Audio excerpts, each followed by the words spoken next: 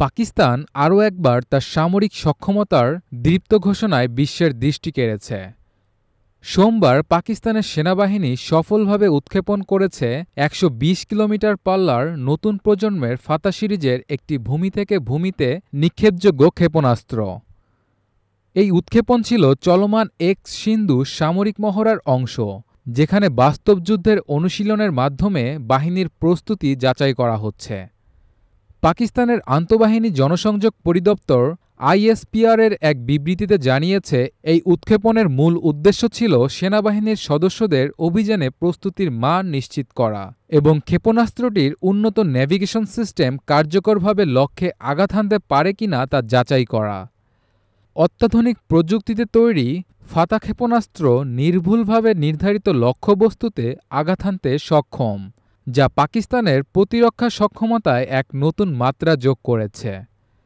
ক্ষেপণাস্ত্র উৎক্ষেপণের সময় উপস্থিত ছিলেন পাকিস্তানের সেনাবাহিনীর শীর্ষ কর্মকর্তা, কৌশলগত গবেষণা প্রতিষ্ঠানের বিজ্ঞানী, প্রকৌশলী ও অন্যান্য সংশ্লিষ্টরা। জয়েন্ট চিফস অব স্টাফ কমিটির চেয়ারম্যান এবং সেনাপ্রধান ক্ষেপণাস্ত্র উৎক্ষেপণে অংশগ্রহণকারী সদস্য, বিজ্ঞানী ও প্রকৌশলীদের আন্তরিক অভিনন্দন জানিয়েছেন। পাকিস্তানের প্রেসিডেন্ট আসিফ আলী জারদারি এই সাফল্যের জন্য গোটা জাতিকে অভিনন্দন জানান। তিনি সামাজিক যোগাযোগ মাধ্যম এক্সে দেওয়া বার্তায় বলেন, দেশের প্রতিরক্ষা সক্ষমতা বৃদ্ধির এই প্রয়াস অত্যন্ত প্রশংসনীয়।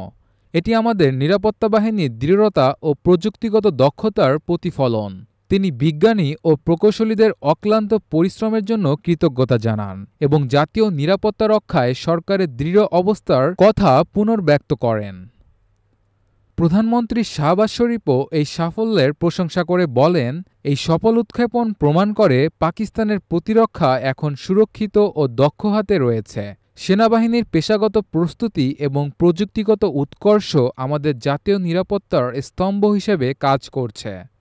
এই সাফল্য এমন এক সময়ে এসেছে যখন ভারত নিয়ন্ত্রিত কাশ্মীরের পেহেলগামে সাম্প্রতিক বন্দুক হামলার প্রেক্ষিতে পাকিস্তান ও ভারতের মধ্যকার উত্তেজনা আবারও নতুন মাত্রা পেয়েছে।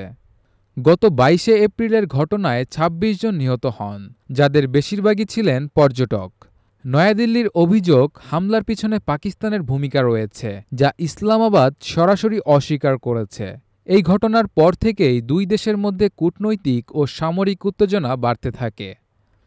এই প্রেক্ষাপটে ফাতা ক্ষেপণাস্ত্রের সফল উৎক্ষেপণ কেবল একটি প্রশিক্ষণ কার্যক্রম নয়, বরং এটি একটি কৌশলগত বার্তা, যেখানে পাকিস্তান বলছে দেশ তার ভূখণ্ড রক্ষায় সর্বদা প্রস্তুত। এর আগে মাত্র ২ দিন আগেই পাকিস্তান ৪৫০ কিলোমিটার পাল্লার আবদালি ব্যালিস্টিক ক্ষেপণাস্ত্রের সফল পরীক্ষা সম্পন্ন করেছে এবং গত বছর ৪০০ কিলোমিটার পাল্লার ফাতা-2 গাইডেড রকেট সিস্টেমের পরীক্ষামূলক উৎক্ষেপণও করেছিল। ধারাবাহিকভাবে এই সফলতা প্রমাণ করে যে পাকিস্তান প্রতিরক্ষা প্রযুক্তিতে ক্রমাগত অগ্রগতি অর্জন করছে। ফাতা ক্ষেপণাস্ত্রের এই উৎক্ষেপণ পাকিস্তানের সামরিক ইতিহাসে একটি নতুন অধ্যায়। এটি শুধু একটি অস্ত্র নয়, বরং জাতীয় নিরাপত্তা ও সার্বভৌমত্ব রক্ষার প্রতীক। এই সাফল্যের মধ্য দিয়ে পাকিস্তান আবারও প্রমাণ করল, বাহিনীর প্রযুক্তিগত দক্ষতা ও যুদ্ধ পরিস্থিতি আন্তর্জাতিক মানে পৌঁছেছে। ফাতার এই সফল যাত্রা পাকিস্তানের প্রতিরক্ষা নীতিতে এক নতুন যুগের সূচনা, যেখানে আধুনিক প্রযুক্তি ও শক্তিশালী প্রতিজ্ঞা মিলেমিশে গড়ে তুলছে এক দুর্ভেদ্য প্রতিরক্ষা বলয়।